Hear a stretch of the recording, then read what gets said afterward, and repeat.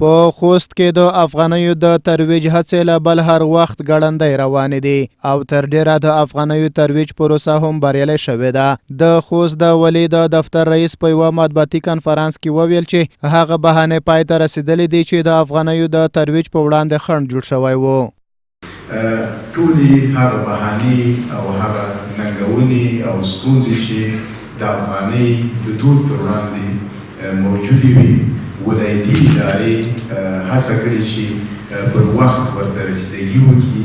او د دغو ستونزو د منځه وړلو لپاره کار وکړي. که څه هم په خوست کې له بل هر وخت زیاته راکړه ورکړه په افغانۍ ترسره کیږي، خو ولس د نرخونو د لوړوالي څخه شکایت لري. دوی وایي چې د افغانیو له ترویج سره د افغانیو ارزښت لوړ شوی، خو د اجناسو نرخونه پورته تللي دي. احمد ځای وایي چې که څه هم آزاد بازار دی، خو بیا هڅه کوي چې نرخونه کنټرول کړي. آزاد بازار دی، نرخ موږ ورته نشو ټاکلی، ولې بیا هم هغه صرافان، هغه هټیوال چې زموږ ولسونو ته زیان رسوي یا یو شي قیمت معلوم وي او له هغه یې څو چنده په لوړ قیمت باندې خرڅوي، موږ ته په دغو برخو کې چې ځینې ولسونو مراجعه کړې ده، ځینې چې عارض شوي دي، موږ قاطع اجراات کړي دي.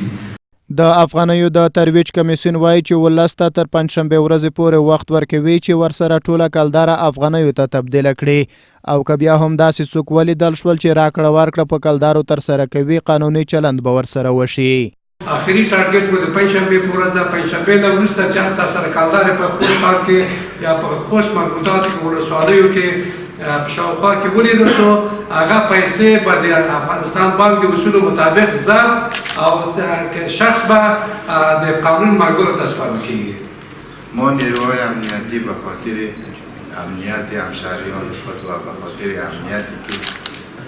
در شهر و بازار هیئت تعیین شده